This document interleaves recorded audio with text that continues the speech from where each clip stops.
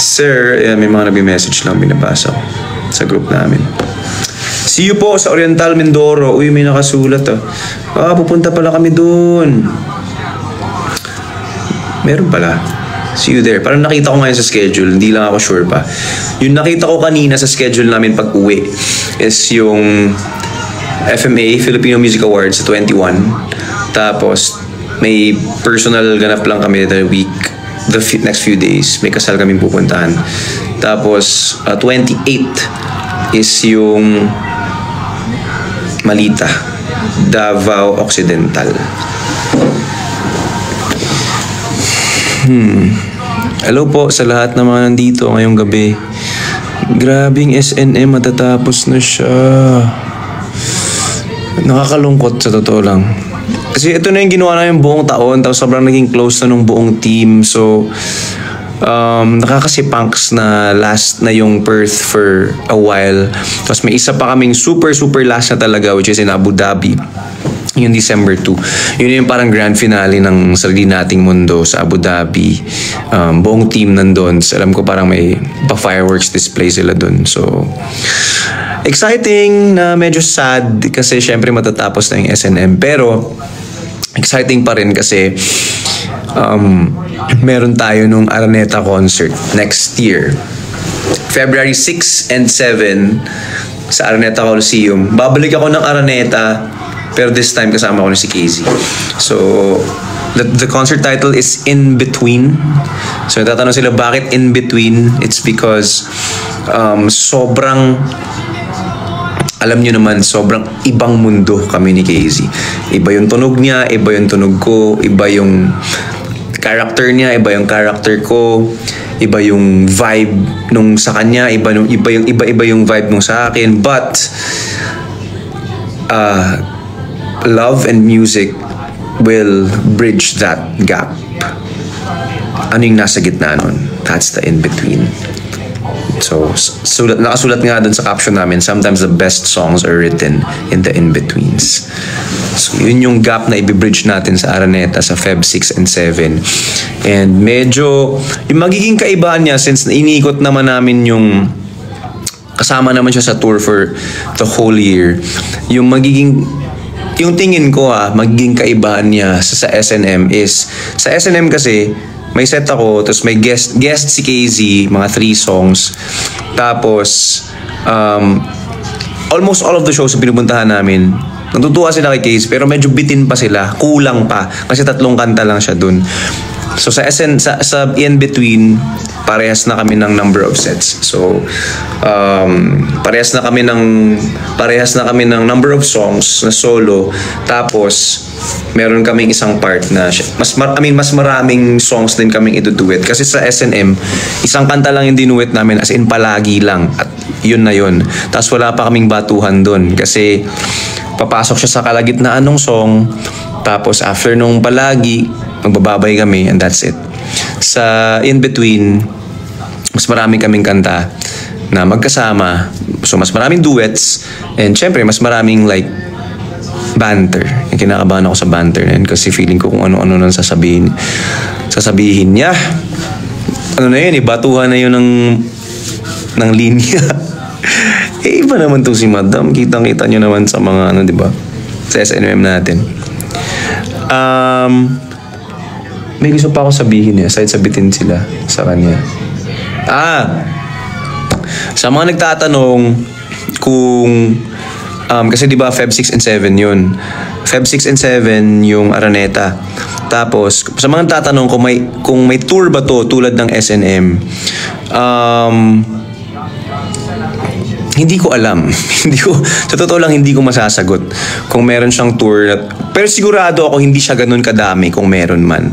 Kasi yung in-between kasi, yung setup niya is, since iba yung vibe ng, hindi guest si KZ dito, as in 2 solo artists kami dito, andun yung banda ni KZ, which is yung banda niya talaga na sobrang iba talaga pag sila na yung tumunog. Kasi syempre, sa SNM, banda ko yung tumutugtog for her.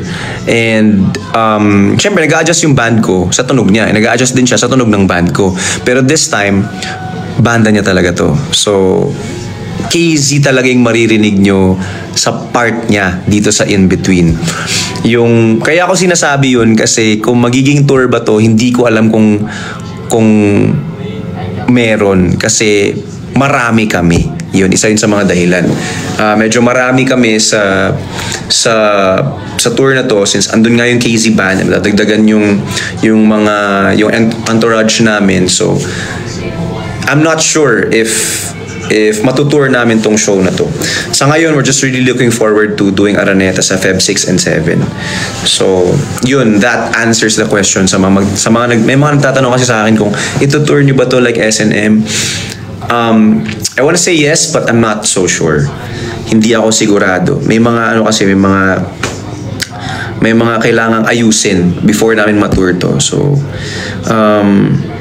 kung meron man, hindi ganun kadami. Konti lang. Wala yung ibang cities. Wala yung maraming cities na napuntahan ng SNM. So most probably, yung Manila namin na 6 and 7, yun ang major.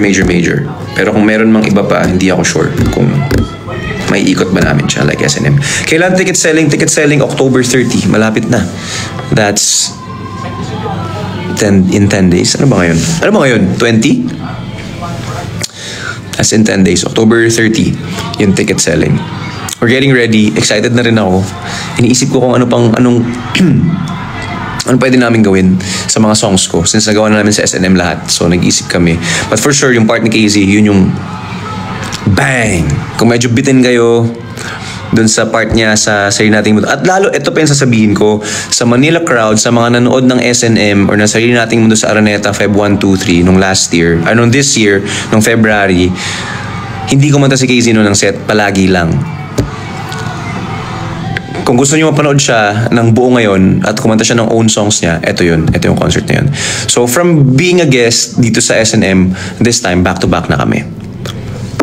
Yan. Exciting na kakaiba kasi hindi namin, di ba, alam nyo naman, ang layo ng music namin. Ang akin yung parang acoustic guitar, yung sa kanya, rap, mabigat. So, how do you bridge those two worlds? That's what we're gonna see sa Feb 6 and 7. In between TJ and KZ at the Big Dome. Tapos after nito, time out muna. Susulat muna tayo ng mga kanta. O, ayan na siya. She's here! Sabi ko kasi may mga tatanong ko matutour natin to. Sabi ko, it's medyo different siya this time. Medyo realistic lang tayo. Kaya nga, anuin mo na yung... Huwag ka na mag-eye drops kasi baka makatulog ka.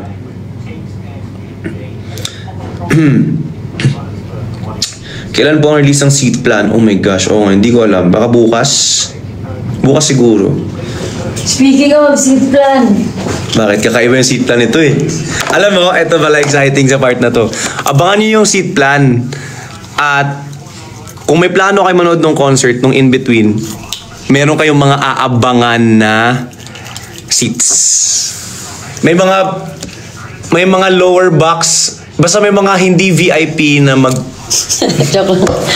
Okay, basta. Go. Pwede naman. Di, basta seat lang lalabas naman yun eh. May mga hindi VIP na magiging VIP. Ganon. Parang ganon, no? Kahit hindi sila VIP. Pag nauna kayong i-book yung ticket na yun. Basta makikita nyo naman. Abangan nyo na lang. Abangan nyo. Ano kayo mangyayari? Sinabi ko lower box. Lower box ba yun? Parang hindi lower box. Hindi ko alam. Hindi ko alam actually. Si Direk Jan na nakakaalam. Basta pag lumabas... Pakita ko sa inyo. Joke. Basta pag lumabas yung seat plan, makikita niyo naman. Babe, kunan mo rin ako, please. May mga VIP. May mga hindi VIP seats. Pero pag nauna kayo dun, VIP kayo.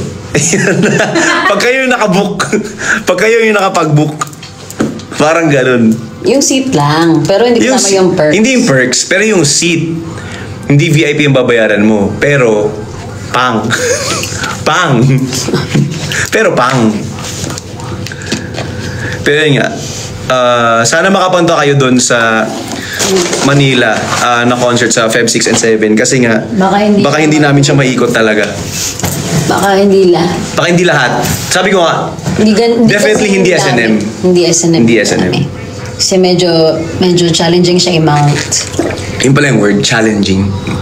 Medyo challenging siya i-mount itong concert na to. Siyempre, ayaw naman natin na para lang madala dun sa mga... Yes, exactly. Yan yung ayaw ni Direk Jan. Ayaw nating lahat.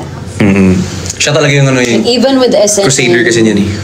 we all really fought for all the shows to feel like a miniature version of Araneta, somehow. Araneta. Kahit pa paano, no? Eh, ito the kasi medyo kakaiba to eh. bracelets to the ito mahirap siya talagang i-mount, I think. Challenging. So yeah, Pag hope you can get your na-pull off. tickets. Uy, Cebu fan meet oh, ano? Tama eh, no? November 8. Cebu, we'll see you there. Cebu. Wala na talagang SNM, wala na. Kasi yun na yun eh. Naikot na natin yung buong Pilipinas. Doon par. Saan ba pupunta? Saan pa tayo pupunta? Sa Nag 2 days na ngayong iba. Naubusan na nga tayo ng boses. So, tapos na yung season niya. Nakakalungkot. Hindi ko siya kayang tanggapin. Di ba tapos? On pause lang. On pause pa yung season niya. Sana. For this year. Sana. Di ba tayo bababa? Check mo. Kasi masyado cinch. 10 naman yun.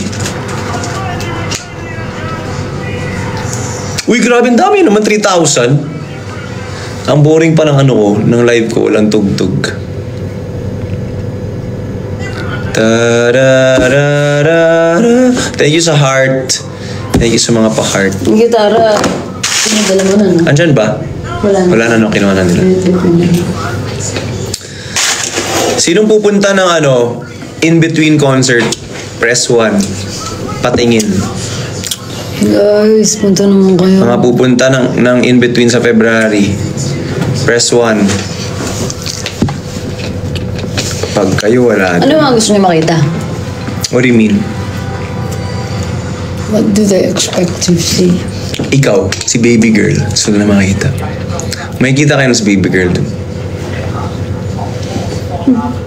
Ano? Siya sumagot. Mukhang nandun.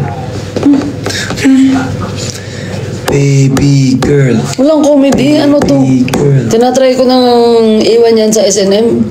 Tingin mo? Hindi ko alam. Alam nyo, para hindi na siya mangyari, huwag nyo na lang akong lagyan ng spills. Kanta, yung buong, They or ganito yung na. buong concert, pag nandun ako, Pakita isang ka buong naman. medley na lang ako. Para wala nang chance magsalita. Suotin mo na yung cup mo. Hindi na. Tingin ko, ganito na lang. It's either wala ka ng spill or wala kang songs. Pasok pa rin naman eh, puro ka spill. Benta pa rin naman eh. Pagkatapos ng ano mo, last song mo. Okay. Alright, partner! Alright, partner. Okay. Kaya naman. Sayang, no? Nag-araneta, nagbayad ng ticket, tapos ganun. Alright. Alright, Nice partner. one. Very good. Thank you. Palakpakan naman po natin, TJ. TJ Monterde. Ngayon naman po ay nasa parte na tayo ng concert.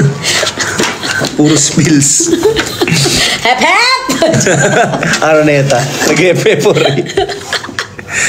Bring me! Sa Araneta, nag-bring me. Abu Dhabi, see you. Oy. Yay! Shucks, yung Abu boses ko. Dhabi. Abu Dhabi. Bawal nga yan, di ba? Ganun. Dapat hindi nagaganon. Natutunan ko. Kasi after nung Laguna na day 2, guys, nagpa-check ako sa doktor. Kasi ganun, anong tawag doon yung pinasok ng camera dito, ganyan. Tapos, nagkaroon ako ng parang acute laryngitis sa throat ko. Namaga siya. Dala na rin siya ng sunod-sunod na concert. Tapos may virus ako na catch.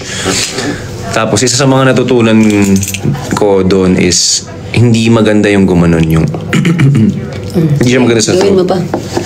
Dapat lumunok ka na doon ng laway. Pag ganun. Pati pride. At saka yung whisper, di ba? Bawal ang whisper. Bawal mag-whisper. So, modest na. Ay, bawal pa. Alam, pwede ka talaga mag-spill na lang. Spill ka na lang. Magbanggit ng brands. Spill ka na lang. Joke lang. Modest get me. Whisper, pwede naman. Ay, pwede yun. Alin? As a singer, at gumaganyan. Yan yung spill mo dun sa commercial. As a singer, Bawal bawal kami mag-whisper. Pwede naman sa... Pag yan na-record. Pwede naman sa napkin. Magandang gabi sa inyo mag-asawa. Hello po. Opo. Posible magka-day 3. Ano muna tayo? Uy! May pressure nga kami dun sa one day eh. Sabi. Alam, depende talaga sa inyo yan. Yun. Pero basta yun lang ang masasabi namin sa mga nag-aabang ko ito-tour siya. Maging realistic tayo, hindi namin mapapromise. Kasi, pag nakita nyo, Pag nakita nyo, malalaman nyo kung bakit hindi siya madaling it's not... hindi siya madaling i-tour. Char. Pero again, depende pa rin yan sa inyo. Depende sa powers nyo. Naniniwala kami sa inyo. Selling agad sa October 30 yes po. Ngayong October 30 na po ang selling. Naka-schedule na po yung Schedule. Ay, buti bumalik na nga itong falsetto ko, no? Hindi ko nagagawa to nung mga last week. Sa after ng Laguna. Wala akong falsetto na maayos. Yung, wala ako. Hindi lang lumalabas masyado. Pero hindi kayo, labas na. Yun, lumabas. Ayan na siya. Ayan na. Okay, guys, we have to go. Bye-bye. We'll see you soon, Philippines. Papray kami for a safe flight. Love you. Bye, babe. Bye-bye ka. Bye-bye. Guys, yung seat plan ha. Tingnan nyo. Sit down. Abangan nyo. Wait. Kailan nila makikita yung seat plan? Hindi ko rin alam. Kalampagin nyo yung cornerstone. Makikita nyo ba yung seat plan before ilabas? Sabay ba yun? Hindi ko alam. Tanangin nyo na lang yung cornerstone. Basta tickets October Kasi 30. pag nakita nyo na yung seat plan, magigits nyo yung sinasabi namin. Yes. October 30 lalabas. Tapos yun agad yung isecure nyo. Basta magigits nyo. Bye, everybody. Love you. Bye. Bye-bye. Ingat po lahat. See you. Bye. Say 4 people. Bye, everyone. Hihi. Listen to Unang Halik. Bye-bye. Ay, pero bye. Ay! May pinuso ko sa TikTok. Wait lang, last lang. Papindot yung ka ginawa na ko dito, yung ginulat kita na na inila kita tapos slow dance. Try nyo magawin sa partner nyo, patingin. I-try nyo kung may magic yung Unang Halik sa kanila. Tsaka sa mga nambubuyo kung ano nangyari up to natulog kami, papagod na pagod kami. Hehe. Okay. Basta gawin nyo yun try nyo. Play nyo yung Unang Halik, tapos tignan natin kung gumana yung slow dance. Pag hindi, walang magic. Sayang naman. Bye-bye. Eh di wala. Eh di wala. Bye-bye. Bye.